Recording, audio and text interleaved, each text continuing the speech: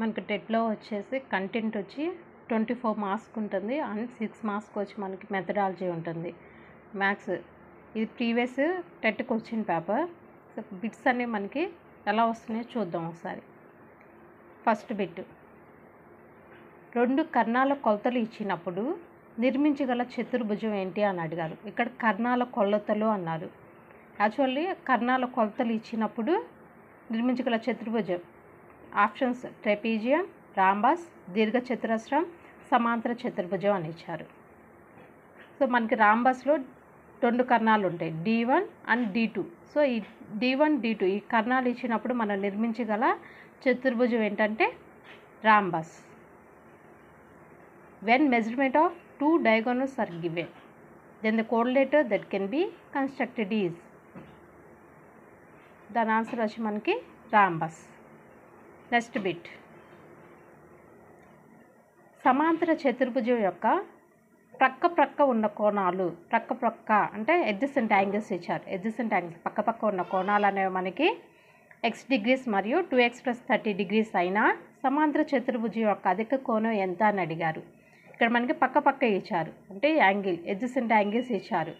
ఒకటి x degrees, ఒకటి 2x + 30 degrees అని ఇచ్చారు. సో దీని మొత్తం మనకి వచ్చి 180 డిగ్రీస్ ఉంటుంది. x + 2x + 30 అనేది 180 అయితే x వాల్యూ దాని నుంచి మనకి 50 వస్తుంది. x 50 వచ్చినప్పుడు ఈ రెండిట్లో పెద్ద అధిక కోణం అడిగాడు కాబట్టి 2x + 30 డిగ్రీస్ ఎంతో కనుక్కోవాలి. సో x 30 వచ్చింది కాబట్టి 2x + 30 అనేది x 50 × 2 100, 100 + 30 130. సో దీని ఆన్సర్ అనేది మనకి 130 అవుతుంది. నెక్స్ట్ బిట్, అపరిమిత సంఖ్యలో సౌష్ఠవ రేఖలు కలిగిన ఆకారం అపరిమిత. Choose a shape having unlimited number of lines of symmetry. Unlimited lines of symmetry ఉండేది ఏది కింద వాటిలో అడిగాడు.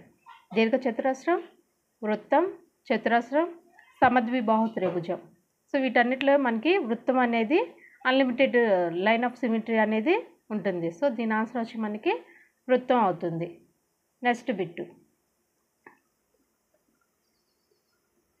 10 రాసుల సగటు 38, వానిలో ఒక రాశి 56ను తొలగించినట్లయితే కొత్త సగటు ఎంత అని అడిగారు.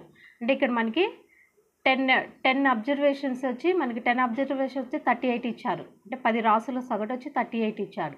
అంటే 38 × 10 380, అంటే 10 రాసులు మొత్తం మనకి 380. అయితే ఏమన్నారు, వానిలో ఒక రాశి 56ను తొలగించినట్లయితే, అంటే దీంట్లో నుంచి 56ని తీసేయాలి కదా.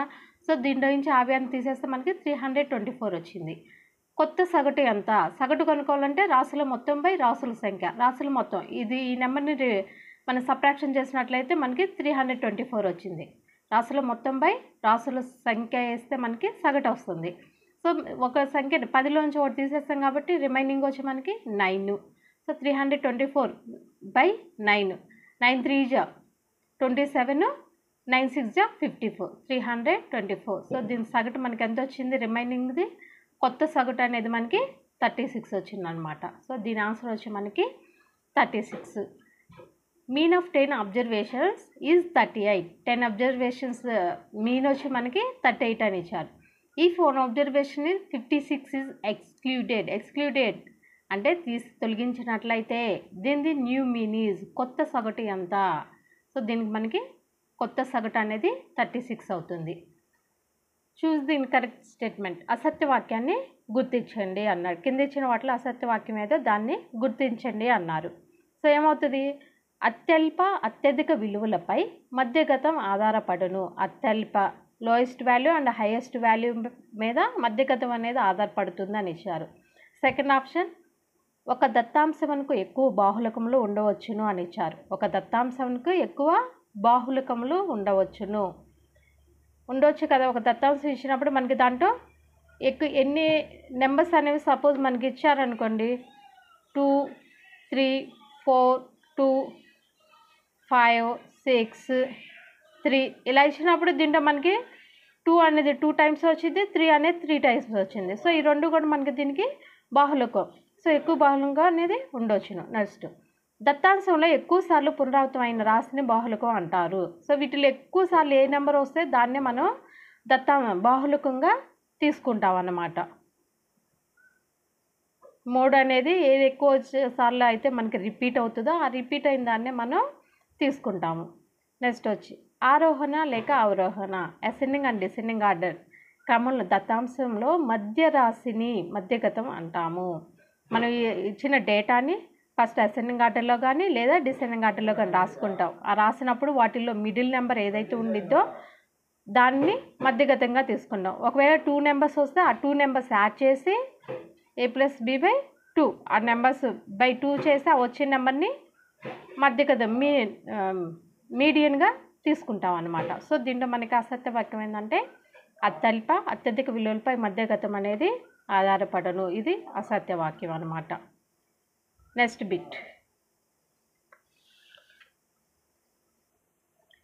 బిట్ చూడండి. దీర్ఘఘనము యొక్క ఘనపరిమాణం 1296 ఘనమీటర్లు.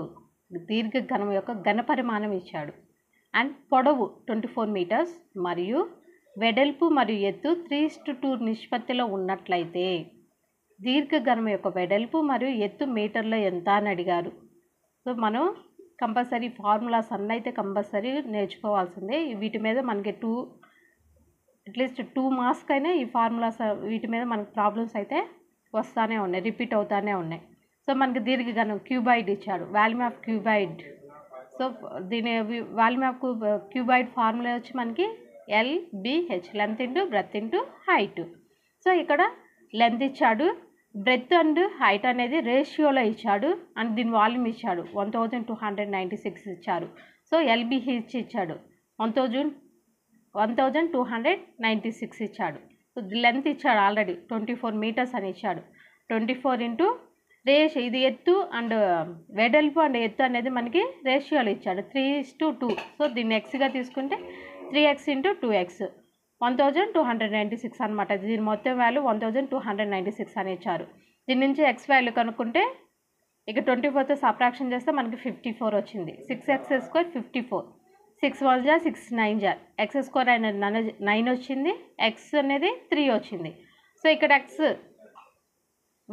వెడల్పు 3:2 అన్నాడు కాబట్టి 3 3 జా 9 అండ్ 3 2 జా 6, 9 వెడల్పు అవుతుంది, 6 అనేది ఎత్తు అవుతుంది. సో మనకి ఆన్సర్ వచ్చి 9 6 అనమాట.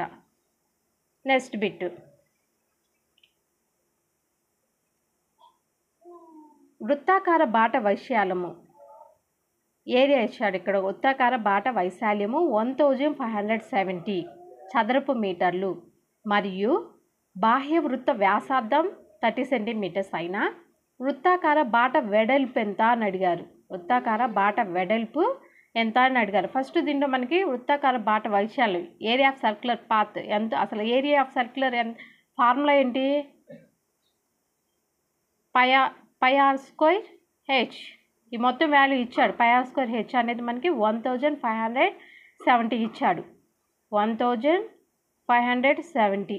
దీంట్లో హెచ్ బాట వెడల్పు కనుక్కోమన్నాడు, హెచ్ కనుక్కోమన్నాడు. పై అనేది 3.14గా తీసుకోమన్నాడు. రేడియస్ మనకి ఇచ్చాడు ఆల్రెడీ, రేడియస్ అనేది 30 సెంటీమీటర్స్ ఇచ్చారు. సో మొత్తం ఇక్కడ h = 1570/πr² వచ్చింది. పై వాల్యూ 3.14 తీసుకోమన్నారు కాబట్టి 5r², r into r 30 into 30. So దీని మొత్తం మనం క్యాల్కులేషన్ చేస్తే 10 వచ్చింది అనమాట. సో దీని ఆన్సర్ అనేది మనకి 10 అవుతుంది. అలాగే నెక్స్ట్ బిట్ 2025 చదర మీటర్ వైశాల్యం గల రాంబాస్ యొక్క ఒక కర్ణం పొడవు 27 సెంటీమీటర్లు అయినా దాని రెండవ కర్ణం పొడవు ఎంత అని అడిగారు. రాంబాస్ యొక్క వైశాల్యం ఏరియా ఇచ్చాడు అండ్ కర్ణం పొడవు d1 ఇచ్చాడు, d2 ఎంత అని అడిగారు. సో దీని ఫార్ములా ఏంటి మనకి ½ ఇంటూ d1 ఇంటూ d2. దీంట్లో మనకు ఒక వాల్యూ ఇచ్చాడు already, ½ into d1 into d2. దీంట్లో ఒక కర్ణం పొడవు ఇచ్చాడు 27 ఇచ్చాడు. సో దీని మొత్తం ఏరియా ఇచ్చాడు 2025. సో ఇది మొత్తం చేసినట్లయితే మనకి 150 వచ్చింది. సో దీని ఆన్సర్ వచ్చి మనకి 150 అవుతుంది అనమాట. సో ఇలా అయినా చేసుకోవచ్చు, లేదా ఎలిమినేషన్ మెథడ్ ద్వారా అంటే 2025 27 ఇంటూ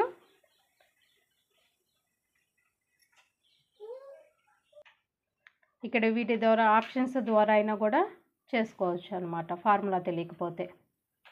నెక్స్ట్ బిట్ వచ్చి మనకి ఒక సమద్విబాహు త్రిభుజం యొక్క భూమి 12 సెంటీమీటర్స్ మరియు చుట్టుకొలత 32 సెంటీమీటర్స్ అయినా దాని వైశాల్యం ఎంత అని అడిగారు. సమద్విబాహు త్రిభుజం అంటే ఐసోస్కేల్ ట్రయాంగిల్ యొక్క బేస్ ఇచ్చాడు, భూమి ఇచ్చాడు 12 సెంటీమీటర్స్ ఇచ్చాడు అండ్ పెరిమీటర్ ఇచ్చాడు 32 సెంటీమీటర్స్ ఇచ్చారు. అయినా దాని ఏరియా ఎంత అని అడిగారు. సో మనకి ఏరియా కావాలి. ఫస్ట్ దీని ఫార్ములా కావాలి. దీని ఫార్ములా వచ్చి మనకి half into base into height. Base ఇచ్చాడు 12 సెంటీమీటర్స్ ఇచ్చాడు అండ్ పెరిమీటర్ ఇచ్చాడు. దీని నుంచి వైశాల్యం కనుక్కోమన్నారు. సో దీంట్లో మనకి హెచ్ తెలియదు, హెచ్ కనుక్కోవాలి. ఫస్ట్ హైట్ ఎంతో కనుక్కోవాలన్నమాట. సో హైట్ అనేది కనుక్కుంటే దాని నుంచి మనకి వైశాల్యం అనేది కనుక్కోవచ్చు. మనకి సమద్విబాహు త్రిభుజంలో 2 భుజాలు అనేవి సమానంగా ఉంటాయి, 3వ భుజం అనేది డిఫరెన్స్గా ఉంటుంది అనమాట. 2 యాంగిల్స్ ఈక్వల్గా ఉంటాయి. సో దీంట్లో మనకి x + 12 = 32 అని ఇచ్చారు. దీని నుంచి x + 12 = 32 అని ఇచ్చారు. దీని నుంచి x వాల్యూ అనేది మనకి 10 వచ్చింది. సో హెచ్ కనుక్కోవాలి. పైథాగరస్ థియరంతో హెచ్ కనుక్కుంటే హెచ్ అనేది మనకి 8 వస్తుంది అనమాట. సో దీంట్లో అప్లై చేస్తే ఈ formula half into H 8 into base మనకి 12 ఇచ్చారు.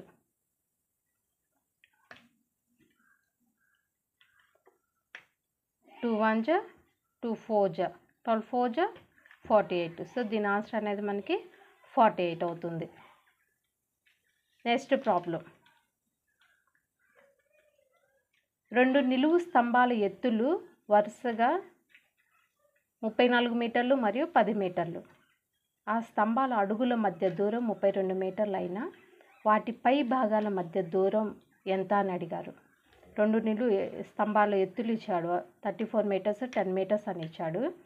దాని మధ్య ఇదనే దూరం అనేది 32 ఉంటుంది, 32 మీటర్స్ అని ఇచ్చాడు. అయితే వాటి పై భాగాల మధ్య దూరం ఎంత అని అడిగారు. వాటి పై భాగాల మధ్య దూరం ఎంత? దీన్ని పైథాగరస్ ఫార్ములా యూజ్ చేసుకొని కనుక చేసినట్లయితే ఈ ఫార్ములా అనేది ప్రాబ్లం అనేది మనకి సాల్వ్ అయిపోయింది.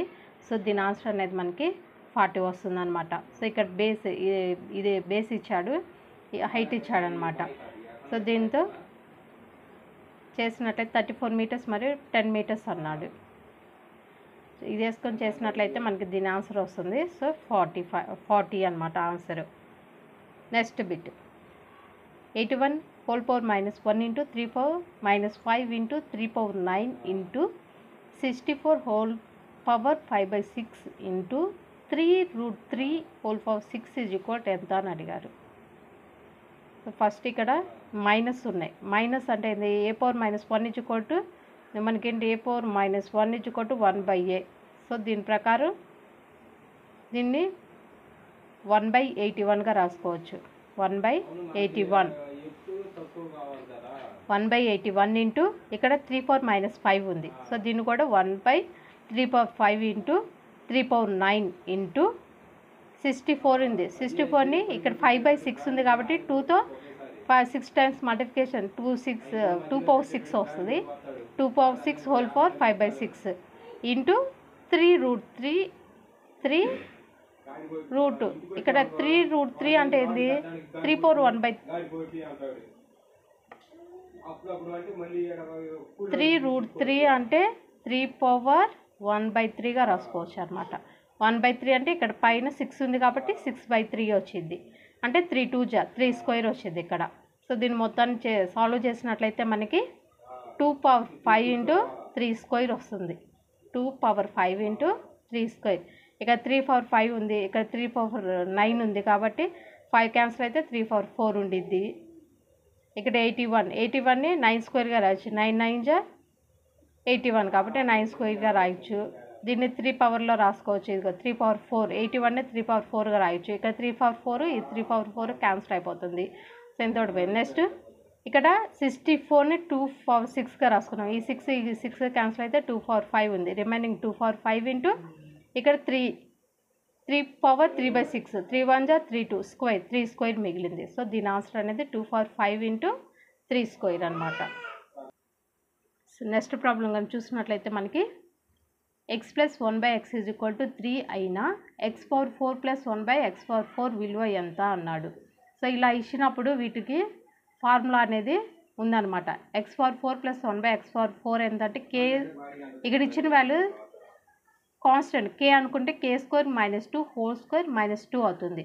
సో k అంట 3 స్క్వేర్ -2 హోల్ స్క్వేర్ -2 3 స్క్వేర్ అంటే 9 9 - 2 7 7 స్క్వేర్ -2 7 7 జా 49 49 - 2 అనేది 47 వస్తుంది. సో దీని ఆన్సర్ అనేది మనకి 47 వస్తుంది అనమాట. Next answer next question 25x² + 9y² - 30xy. ఇక్కడ మనం చూస్తుంటేనే ఇది a² b² - 2ab లాగా ఉంది, ఫార్ములాలోనే ఉంది. సో దానికి అప్లై చేసుకుంటే 25 అంటే 5 5 జా 25 5 3 9y 3 3 జా 9. సో మనకి 5x ఇక్కడ మైనస్ ఉంది. సో మైనస్ వస్తుంది 5x - 3y హోల్ స్క్వేర్ అనమాట. నెక్స్ట్ క్వశ్చన్ 5600 అసలు 4 సంవత్సరాల్లో 7560 రూపాయలు మొత్తంగా మారితే సంవత్సరానికి వడ్డీ రేటు ఎంత అని అడిగారు. సో ఇక్కడ మనకు అసలు ఇచ్చారు. 4 సంవత్సరాల్లో 7560 మొత్తంగా మారితే సంవత్సరానికి వడ్డీ రేటు కనుక్కోమన్నారు. అంటే రేట్ ఆఫ్ ఇంట్రెస్ట్ ఎంత అని అడిగారు. పర్ యాన్యుమ్ అంటే ఒక సంవత్సరానికి ఎంత వడ్డీ రేట్ అవుతుంది అని అడిగారు. సో దీనికి వచ్చి మనకి 8 3/4% అవుతుంది. ఆర్ అనేది వడ్డీ రేట్ అనేది 8 3/4% అవుతుంది అనమాట. అమౌంట్ ఎంత ఇచ్చాడు 4 ఇయర్స్కి ఎంత ఇంట్రెస్ట్ ఎంత మొత్తం అవుతుందో ఇచ్చాడు అని మనల్ని interest per annum rate of interest కనుక్కోమన్నారు, ఆర్ కనుక్కోమన్నారు అనమాట. నెక్స్ట్ బిట్ ఒక పరీక్షలో 25 ప్రశ్నలు ఇవ్వబడినవి. ప్రతి సరైన జవాబుకు +4 +4 మార్కులు, తప్పు జవాబుకు -2 మార్కులు కేటాయించడం జరిగినది. లక్ష్మి అన్ని ప్రశ్నలకు జవాబులు రాసి 76 మార్కులు పొందింది. అయినా లక్ష్మి రాసిన సరైన జవాబుల సంఖ్య ఎంత అన్నాడు.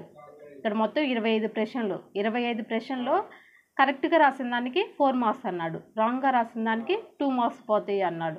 సో ఈ అమ్మాయి లక్ష్మి అనే అమ్మాయి అన్నీ రాసింది, క్వశ్చన్స్ అన్నీ అటెంప్ట్ చేసింది. సో తనకి 76 మార్క్స్ వచ్చినాయి అనమాట. 76 మార్క్స్ వస్తే మొత్తం తను కరెక్ట్గా రాసిన జవాబుల సంఖ్య ఎంత అన్నారు. సో దీన్ని ఆన్సర్ 23 21 20 22 ఇచ్చారు. సో సపోజ్ 23 క్వశ్చన్స్ కరెక్ట్గా రాసింది అనుకో, 23 కరెక్ట్గా రాసింది అనుకుందాం. 25లో 23 కరెక్ట్గా రాస్తే 23 4 జా 4 3 జా 12 కరెక్ట్ రాస్తే 92 మార్క్స్ వస్తాయి.